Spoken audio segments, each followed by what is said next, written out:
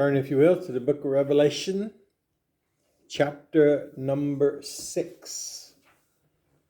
Revelation, chapter number 6. Recall the last time that we saw this book with the 7 seals taking out of the hand of God the Father, received by God the Son, the Lamb that was slain.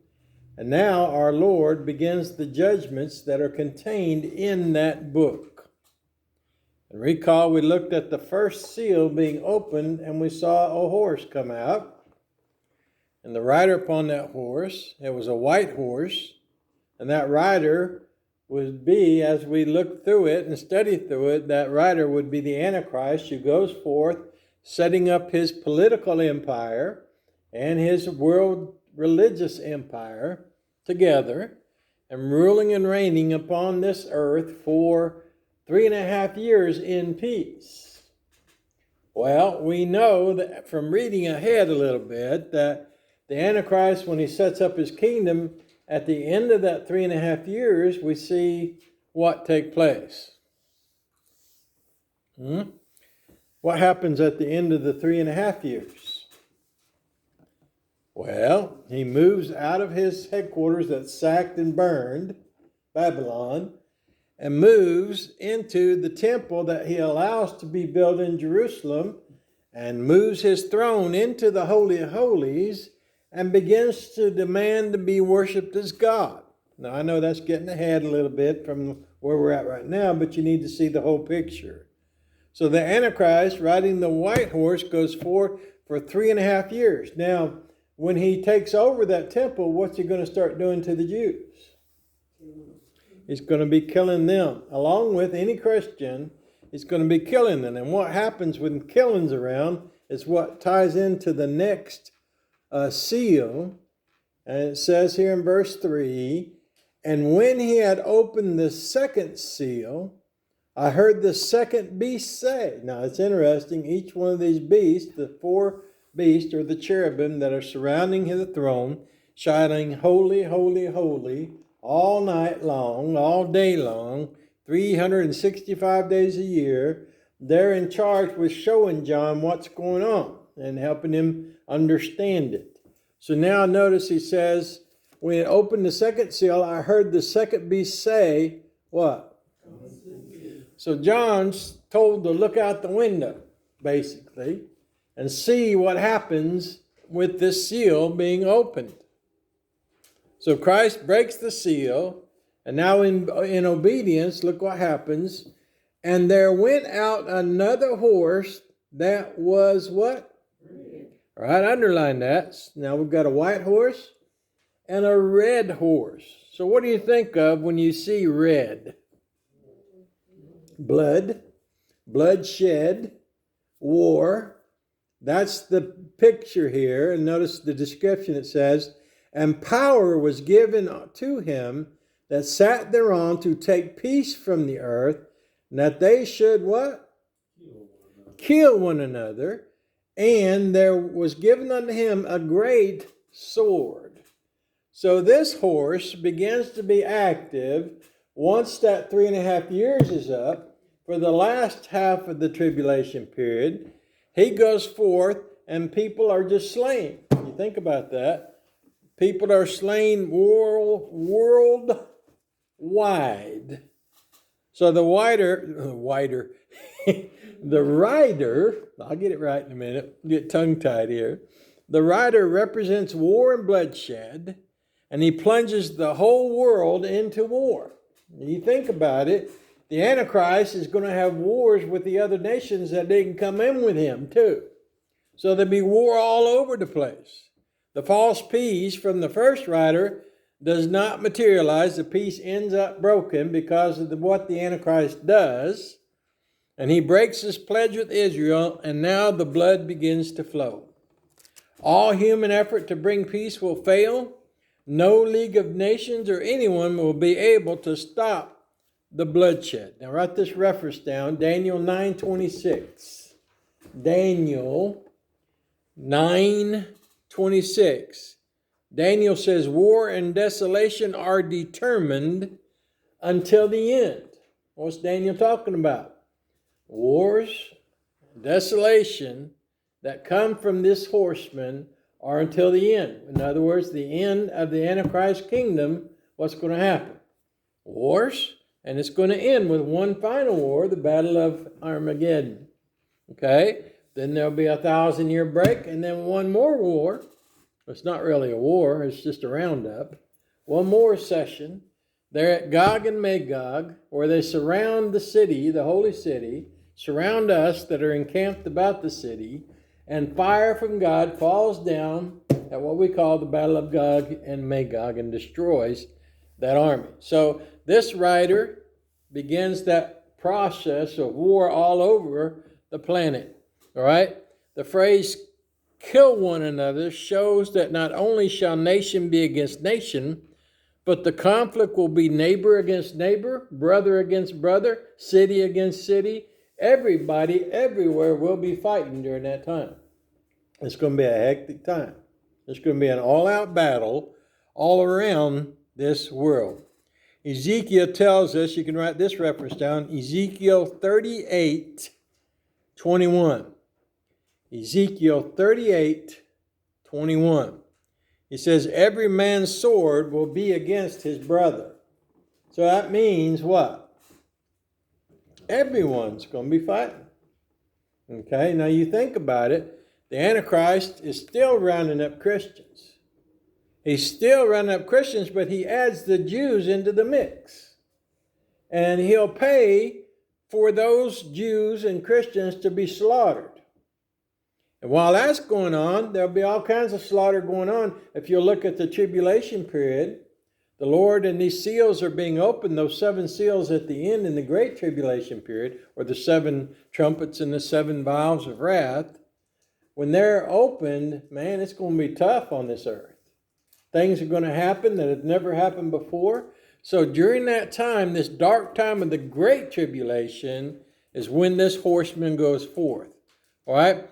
Look at, you can look this one up. We mentioned this one this morning, Matthew 24 and 26. Matthew 24 and 26. Now this chapter and chapter 25 speak of the end times. Remember that the apostles asked him a question, well, when shall these things be? And the Lord told him about this taking place. Now look at Matthew 24:6. It says,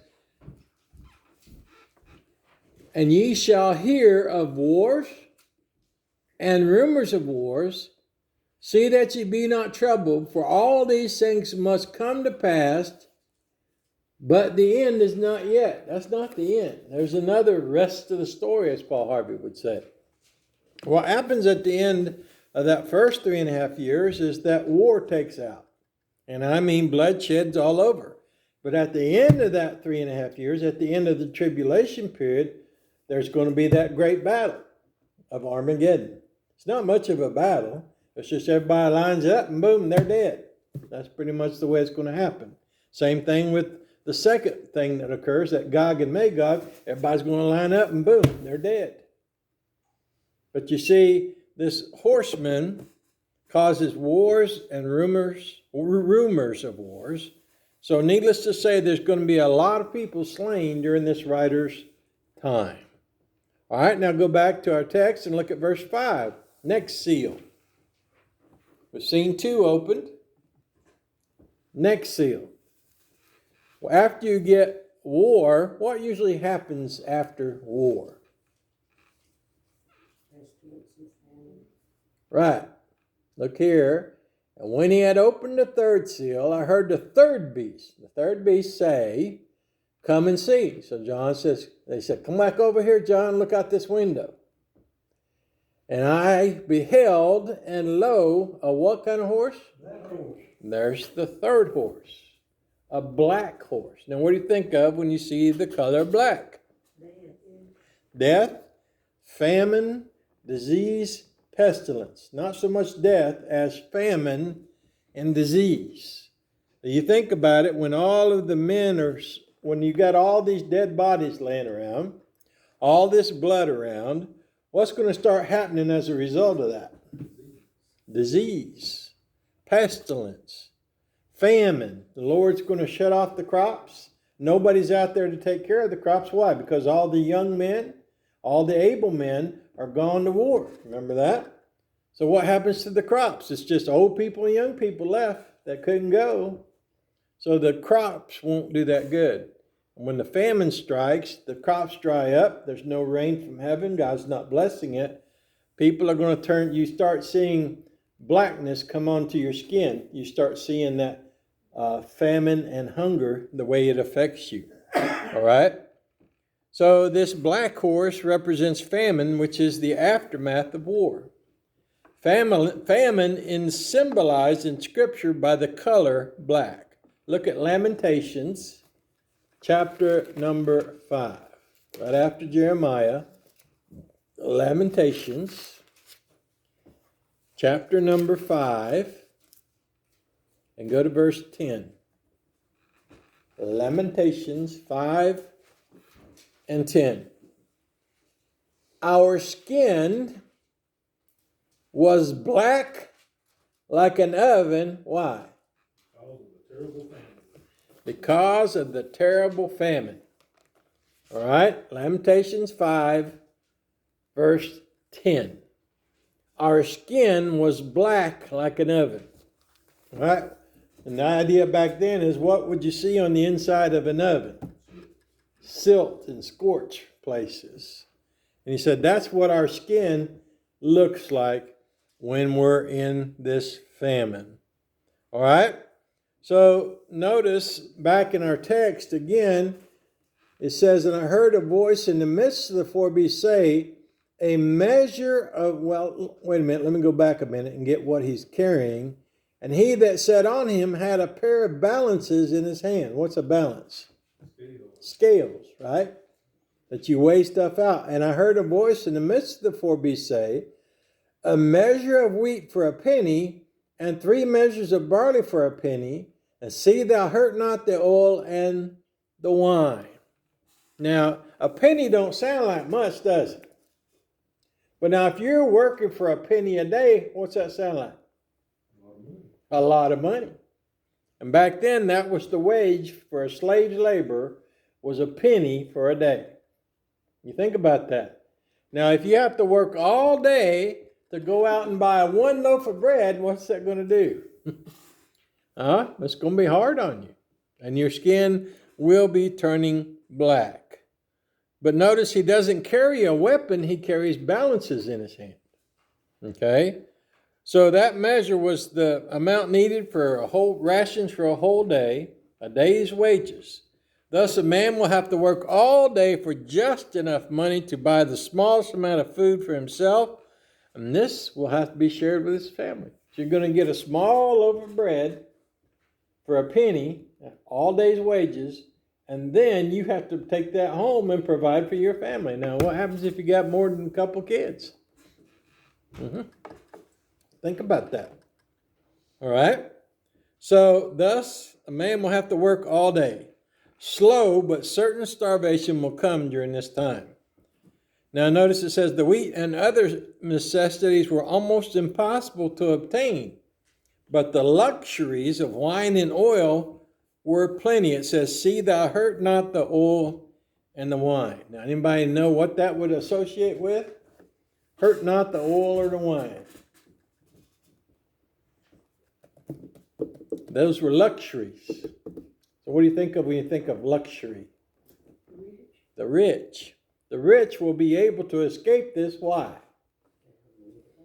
They got the money to buy plenty. Okay? Like our politicians today. Right. They got plenty of money to spend, don't they?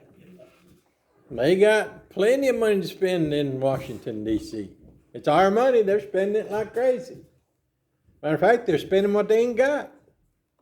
But that's the idea, is that it says, see thou hurt not the oil and the wine, refers to luxuries.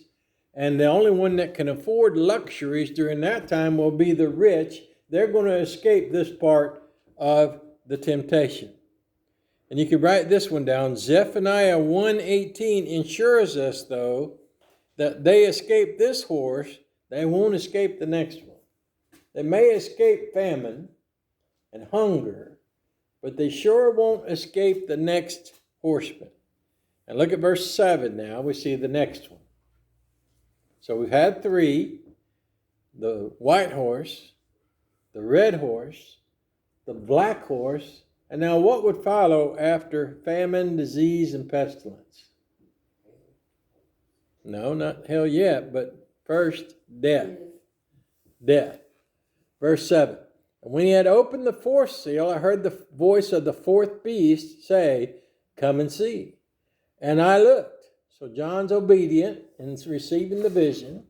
He's told to look out and watch what happens. He said, and behold, a what kind of horse? Pale horse. A pale horse. And his name that sat on him was...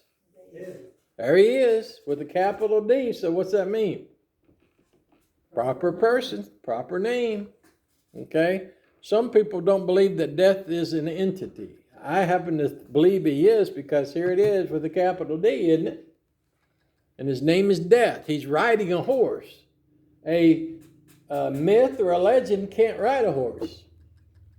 But these horsemen have riders. These horses have riders. Each one of them is a horseman, and each one of these horses is being ridden by a particular entity. Now notice it says, and, look at this, hell did what?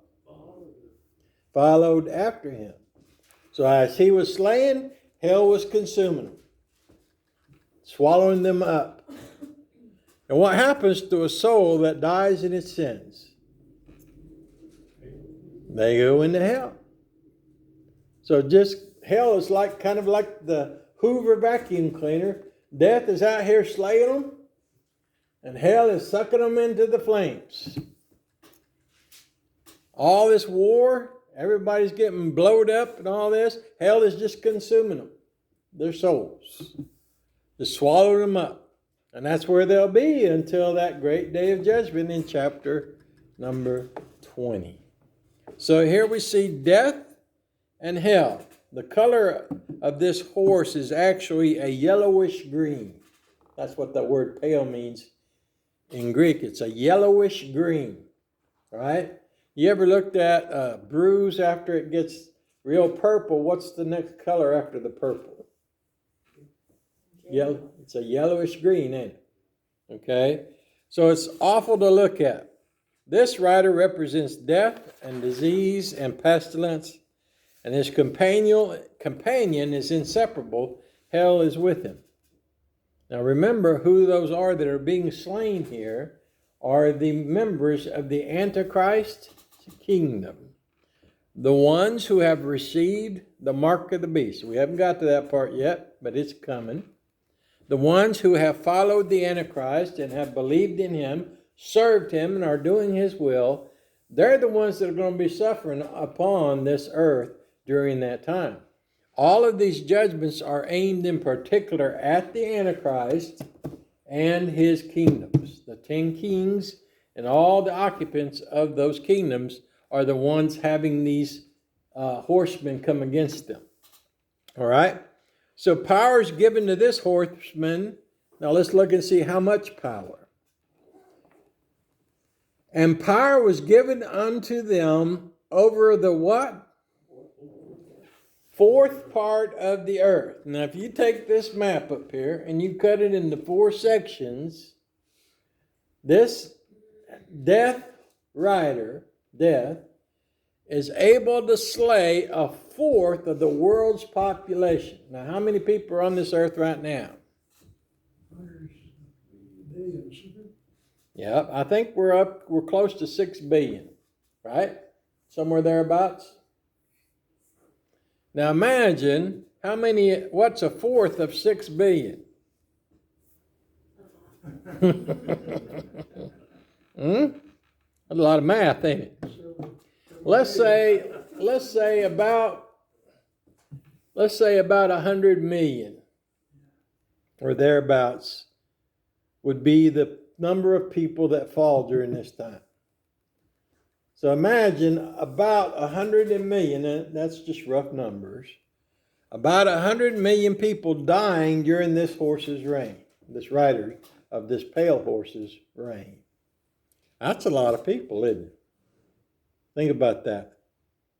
So a fourth of the people. This means of destruction mentioned the sword, hunger, death, disease, pestilence, and something else here is unique. There's one more part that's interesting. Let's look at the rest of verse 8. And the power was given unto them over the fourth part of the earth to kill with the sword and with hunger and with death. Now underline the next phrase, and with what? Now what's the beasts of the earth? What's the beasts of the earth?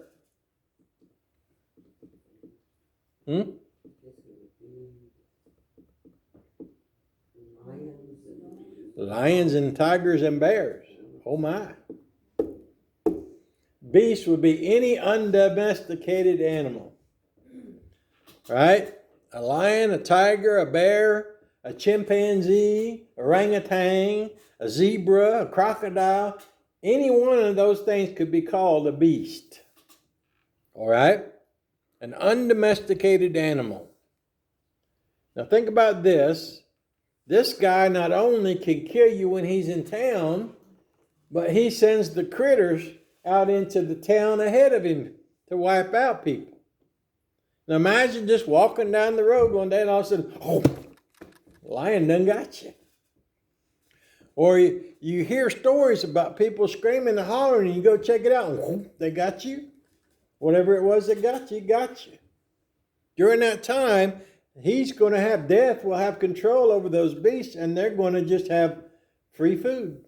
They're going to have the buffet for this whole time, that 3.5 years. And what are they going to be snacking and dining on? Those that serve the Antichrist. Okay? So that's interesting to know that the beasts come against those people. All right? So these are the same as mentioned by Ezekiel. And Ezekiel calls them the 4 sword judgments upon Jerusalem. Write down Ezekiel 14:21. Ezekiel 14:21.